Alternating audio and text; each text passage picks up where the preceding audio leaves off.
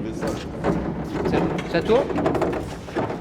Vas-y, tu peux le virer. Vas-y, vas-y. Ouais, vas-y là, comme ça, ouais. C'est un atelier où on construit des décors de théâtre. Et on construit pour la MC2 et aussi pour d'autres troupes périphériques de Grenoble ou d'un peu plus loin. Mais bon, au-delà de ça, je pense qu'un atelier de décor, c'est plutôt une aventure avec des gens. C'est des contacts avec des artistes. Et c'est un travail de collaboration pour essayer de faire les choses au mieux, au plus grand et au plus fort. On part d'une feuille blanche avec un scénographe qui va faire des croquis, qui va nous donner de la documentation. Et puis après, on va matérialiser tout ça à travers la DAO, le dessin assisté par ordinateur. Et puis à partir de là, on va commencer à construire des éléments qui vont donner une forme, qui va donner un décor. Et puis lequel décor va être après traité en décoration. Et c'est là qu'on en est un peu en ce moment, c'est-à-dire donner le vrai caractère fini au décor qu'on est en train de construire.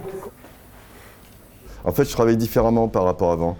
Je construis, en fait, c'est ici que je construis. Et une fois que je suis de l'autre côté, c'est plus que du débit de l'assemblage, on ne réfléchit plus. Voilà, l'écran, c'est quelque chose qui... c'est imaginaire dans le sens où c'est hyper d'équerre.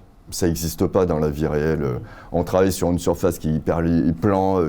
Dès que je lève un panneau, il est hyper plan, il est hyper... Bon, voilà, ici, c'est pas pareil. Donc, on a toujours... Je garde toujours cette double mesure, en tout cas, entre la réalité de ce qui va se passer là et cette réalité virtuelle qui m'aide à approcher plus de la réalité sans perdre trop de temps et du coup, peut-être en même temps, voilà, de voir d'autres procédés d'assemblage auxquels on n'aurait pas pensé si on le faisait à la mano, si on... Tu vois, c'est...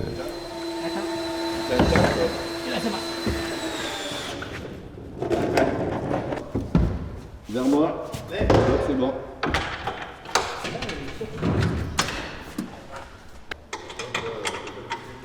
J'arrive pas, il fait des goupilles.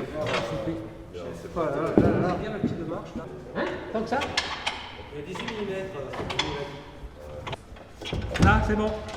Il y a des décors qui peuvent être très grands en fait, mais avec peu de construction.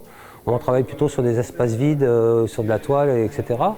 Et puis il y a des décors qui sont un peu plus construits et qui demandent un peu plus d'investissement en construction.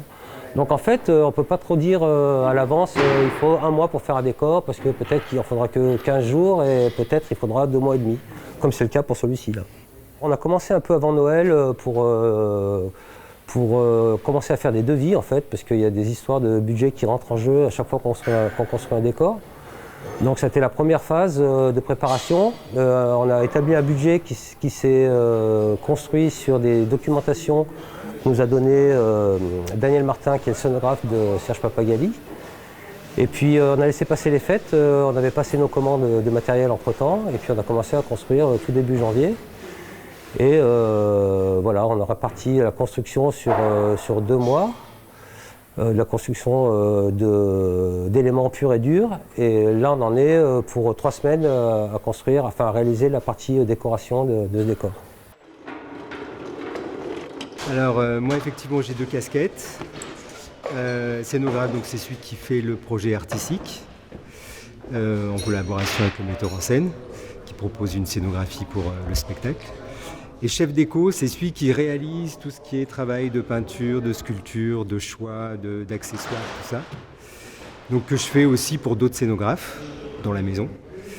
Et là, j'ai les 2 casquettes.